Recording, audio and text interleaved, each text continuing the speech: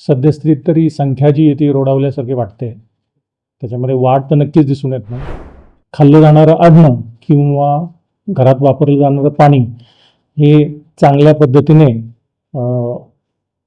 शिजवलेलं ताजं अन्न खावं.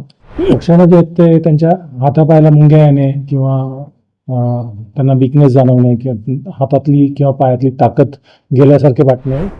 तर पिंपरी चिंचवड परिसरामध्ये आणि YCM रुग्णालयामध्ये आतापर्यंत GBSचे किती संशयित रुग्ण आपल्याकडे आलेले आहेत आणि किती रुग्ण सध्या उपचार सुरू आहे? सोबतच दुसरा प्रश्न, विलगीकरण कक्ष त्यासाठी आपण केलाय का?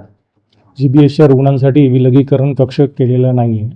ते जे रेग्युलर आपला ICU आहे त्या ICUमध्येच आहे आणि वॉर्डमध्ये ठेवले जातात. त्याला विलगीकरणाची गरज नाही. आणि दुसरं सद्यस्थितीमध्ये जे ॲडल्ट पेशंट आहेत ते 10 पेशंट्स आहेत आपल्याकडे. आणि बालक जे आहे 2 होते आधी, आता 1 डिस्चार्ज झालं आणि 1 बालक आहे. सध्या त्यांच्यावर उपचार सुरू आहेत. उपचार बिलकुल सुरू आहे. पण पेशंटची संख्या येणाऱ्या कशा प्रमाणामध्ये आहे किंवा मंदावलेली आहे? आणि हा व्हायरस जो काही मनामध्ये भीती आहे लोकांच्या, तर भीती लोकांच्या मनात आहे, तर त्यांना काय तुमचं हे असेल सूचना असेल?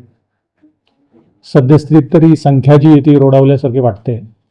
त्याच्यामध्ये वाढ तर नक्कीच दिसून येत नाही. दुसरी लोकांसाठी एक माझी जी सूचना आहे किंवा त्यांनी कुठल्या पद्धतीची काळजी घ्यावी, त्या काळजीपोटी त्यांनी जे खाल्लं जाणारं अन्न किंवा घरात वापरलं जाणारं पाणी हे चांगल्या पद्धतीने शिजवलेलं ताजं अन्न खावं.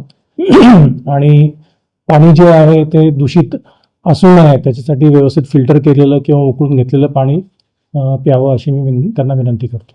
काय सर लक्षणं आहेत त्याची आणि कशा प्रकारे त्यांनी डॉक्टरशी संपर्क केला पाहिजे? कुठल्या लक्षणं दिल्यानंतर?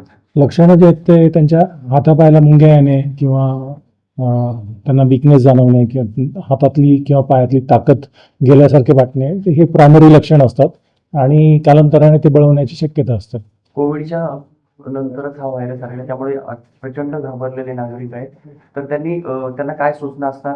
कारण सद्यस्थितीत तरी वाढ जी आहे पूर्वीसारखी वाढ त्याच्यात दिसत नाहीये. संख्या नक्कीच रोडावलेली आहे, तर काळजी करण्याचं कारण आहे. याचा प्रसार सर कसा होतो? म्हणजे एका पेशंटचा दुसऱ्याला संसर्ग होतो? संसर्गजन्य आजार नाही. त्यामुळे घाबरण्याचं काही कारण